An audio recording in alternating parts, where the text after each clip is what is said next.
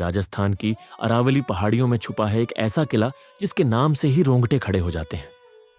भानगढ़, एक नाम, अनगिनत रहस्य। यह है भारत का सबसे डरावना स्थान माना जाने वाला भानगढ़ किला। आज हम आपको ले चलेंगे इस रहस्यमय किले के इतिहास की गहराइयों में, जहां सच और अंधविश्वास के बीच की लकीर धुंधली हो जाती है। समय है 1577 का। मुगल बादशाह अकबर के दरबारी नवरत्नों में से एक राजा भगवंत दास के पुत्र राजा मानसिंह प्रथम ने यहां एक भव्य नगर बसाने का निर्णय लिया। उन दिनों यह स्थान अलवर जिले में था और यहां का प्राकृतिक सौंदर्य अद्वितीय था। राजा मानसिंह ने अपने पुत्र माधो सिंह को यहां का शासक बनाया। तब इस नगर में लगभग 10,000 लोग रहते थे। भानगढ़ में राजमहल, हवेली, बाजार, मंदिर सब कुछ था। यहां की बनावट तत्कालीन मुगल और राजपूत स्थापत्य कला का अनूठा मेल थी। अब शुरू होती है वह कहानी जो भानगढ़ को रहस्य के अंधकार में धकेल देती है। राजकुमारी रत्न कुंवरी, जिसकी सुंदरता की चर्चा दूर दूर तक थी। इसी नगर में रहता था एक तांत्रिक सिंधु सेवड़ा।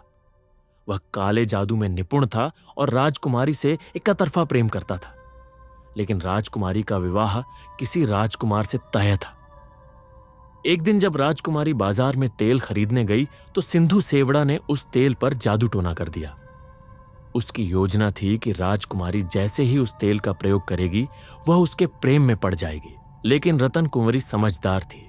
उसने तांत्रिक की चाल भांप ली और उस तेल की शीशी को एक चट्टान पर फेंक दिया। जादू की वह शीशी जैसे ही चट्टान से टकराई वह एक विशाल शिला में बदल गई और सीधी तांत्रिक सिंधु सेवड़ा पर गिरी। मरते समय सिंधु सेवड़ा ने भानगढ़ को श्राप दिया, जैसे मेरी मृत्यु हुई है वैसे ही इस नगर का भी अंत होगा। यहां कभी किसी का घर नहीं बसेगा। कुछ ही समय बाद 1783 में दिल्ली और जयपुर के बीच हुए युद्ध में भानगढ़ पूरी तरह से नष्ट हो गया। हजारों लोग मारे गए और जो बचे वे यहां से भाग गए। रातों रात यह भव्य नगर एक वीरान खंडहर बन गया। तब से आज तक यहां कोई नहीं बसा। लेकिन कहानी यहीं समाप्त नहीं होती। कुछ लोग कहते हैं कि असली श्राप तांत्रिक का नहीं बल्कि गुरु बालूनाथ का था। गुरु बालूनाथ एक महान संत थे जो भानगढ़ के पास की पहाड़ी पर तपस्या करते थे। जब राजा मान सिंह ने यहां किला बनवाना चाहा तो गुरुजी ने चेतावनी दी थी। उन्होंने कहा था, यहां महल बनाना है तो इतना ऊंचा न बनाएं कि मेरी समाधि पर इसकी छाया पड़े। लेकिन समय के साथ महल की ऊंचाई बढ़ती गई और एक दिन इसकी छाया गुरु बालूनाथ की समाधि पर पड़ी। उसी दिन से भानगढ़ के अंत की शुरुआत हो गई। आज भानगढ़ भारतीय पुरातत्व विभाग के संरक्षण में है। यहां एक बोर्ड लगा है जिस पर लिखा है, सूर्यास्त के बाद और सूर्योदय से पहले यहां रुकना कानूनन अपराध है।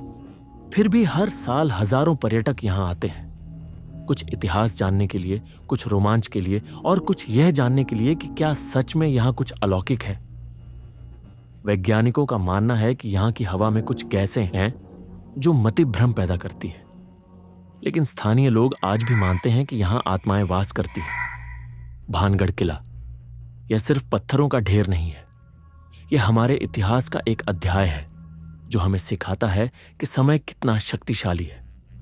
यहां की दीवारों में आज भी वे कहानियां गूंजती हैं जो सदियों पुरानी हैं। चाहे वह श्राप की सच्चाई हो या महज एक किंवदंती, भानगढ़ हमेशा रहस्य में डूबा रहेगा। क्योंकि कुछ रहस्य सुलझाए जाने के लिए नहीं बल्कि महसूस किए जाने के लिए होते हैं। भानगढ़, जहां इतिहास और रहस्य का अनंत मिलन है।